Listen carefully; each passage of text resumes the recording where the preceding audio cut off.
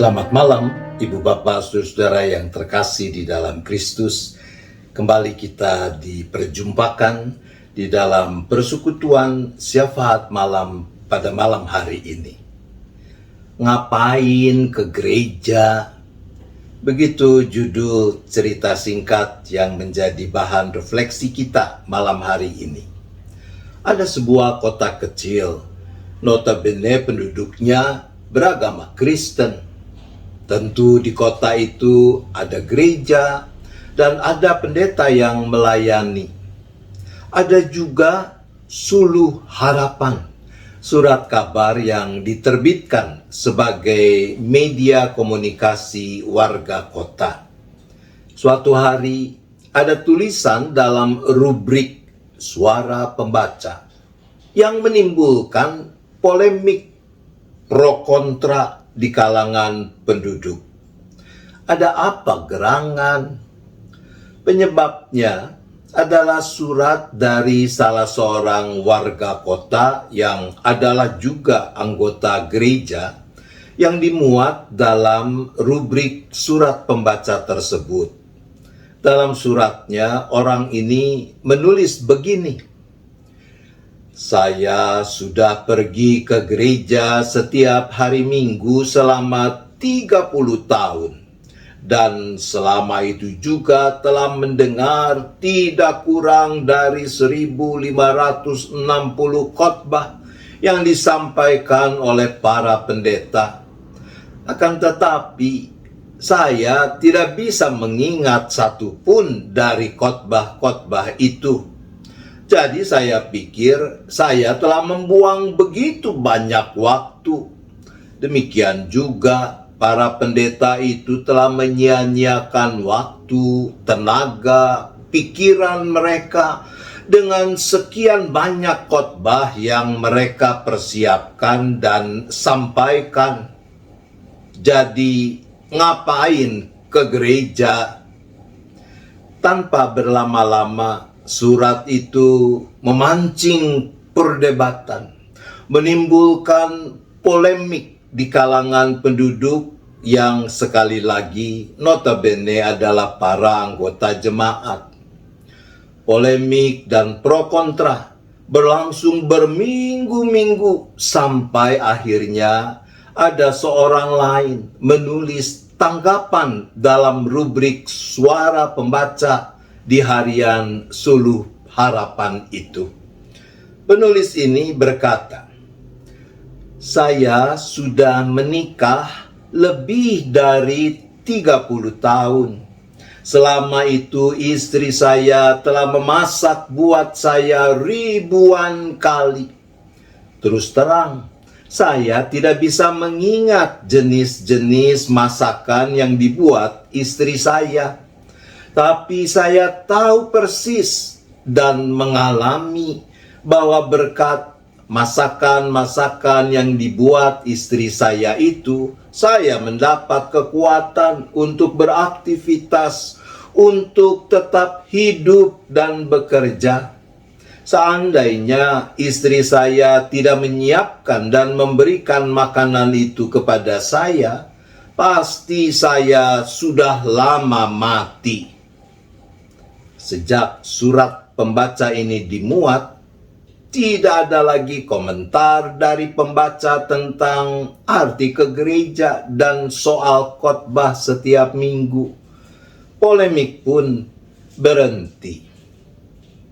Ibu bapak, saudara-saudara yang dikasihi Tuhan, mungkin sebagian orang merasa skeptis, artinya kurang percaya, ragu-ragu terhadap manfaat ketekunan mengikuti ibadah, mendengarkan firman Tuhan yang diberitakan. Apakah masih ada gunanya semua itu dilakukan? Ngapain ke gereja? Cerita kita mengingatkan bahwa mungkin kita tidak lagi mengingat khotbah-khotbah yang pernah kita dengar. Kita tidak hafal ayat-ayat yang pernah dibacakan atau kita baca. Tapi percayalah, semua itu tidak sia-sia. Di dalam surat 1 Petrus pasal 1 ayat 23 dikatakan, karena kamu telah dilahirkan kembali, bukan dari benih yang fana, tetapi dari benih yang tidak fana, oleh firman Allah yang hidup dan yang kekal.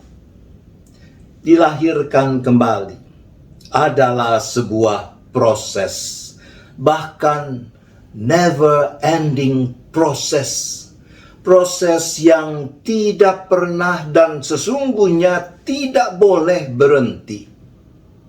Kalau firman Tuhan adalah seumpama benih, boleh jadi kita tidak melihat proses pertumbuhan benih itu.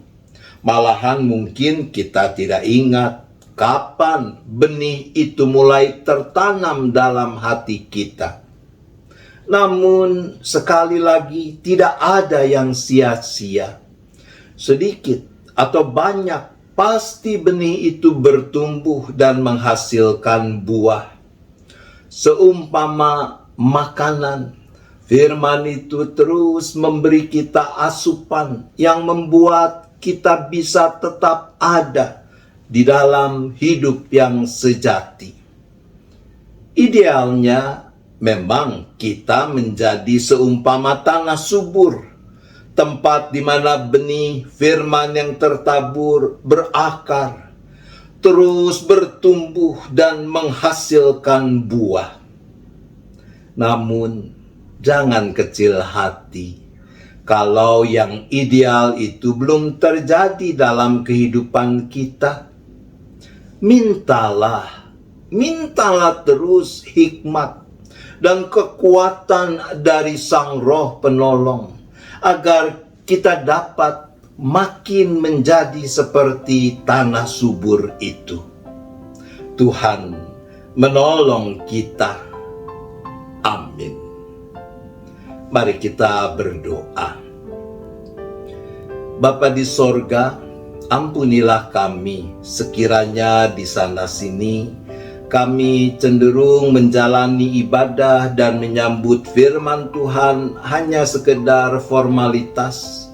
Bahkan mungkin sempat juga kami merasa ragu akan manfaatnya dalam hidup ini.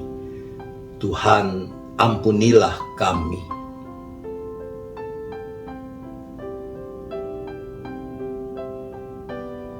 Ya Bapa, berilah kami hikmat dan kekuatan agar mau terus menyambut kehadiran dan karya Sang Roh Penolong, sehingga kami tidak mandek dalam proses dilahirkan kembali. Bahkan makin hari kami makin menjadi seperti tanah subur, di mana benih-benih firman yang tertabur makin berakar, bertumbuh dan berbuah bagi kemuliaan Allah. Tuhan, tolonglah kami.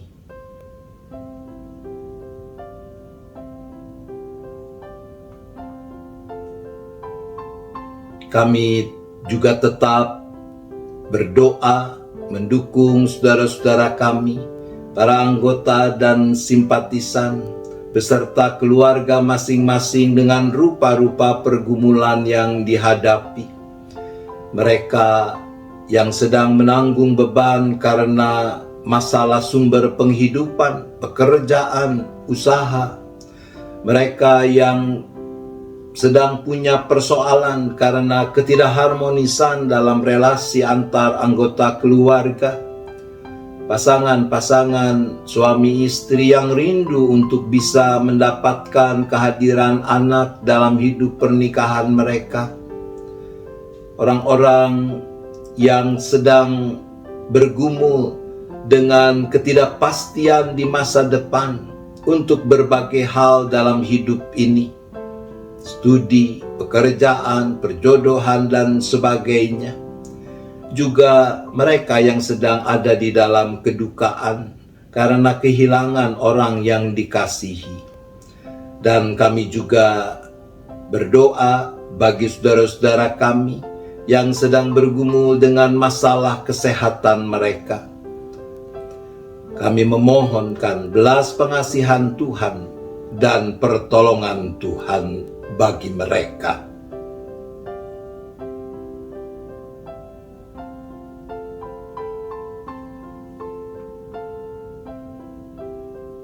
Kami juga tetap berdoa bagi gereja yang Tuhan hadirkan di mana-mana tempat yang Tuhan ikut sertakan dalam misi Allah untuk menyelamatkan dunia ini. Khususnya bagi GKI Gading Indah dalam rangka penyelesaian program kerja tahun pelayanan yang baru untuk rencana peneguhan para penatua pada tanggal 26 Maret mendatang, untuk kegiatan-kegiatan dalam rangkaian masa raya Paskah, dan tentu juga bagi kegiatan-kegiatan rutin yang dilakukan. Kami memohon Tuhan memakai semua itu menjadi sarana yang hidup dan yang baik untuk pertumbuhan iman, spiritualitas para anggota dan simpatisan di gerejamu ini.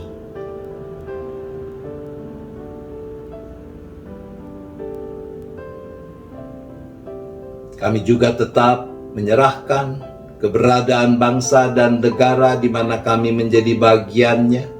Tuhan yang terus memberikan hikmat, kekuatan, kemampuan pada para pemimpin bangsa kami untuk tetap memilih hanya apa yang benar, apa yang adil, apa yang mendatangkan kedamaian, kesejahteraan bagi semua anggota masyarakat bangsa ini tanpa terkecuali.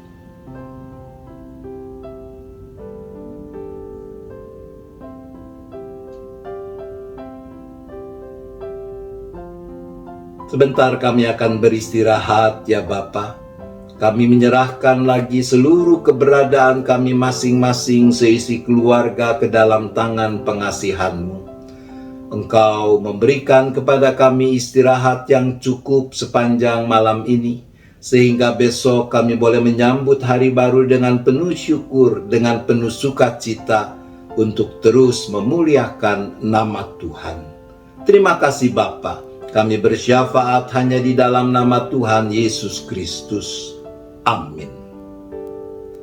Selamat malam, Ibu Bapak Saudara-saudara. Selamat beristirahat. Tuhan tetap beserta kita.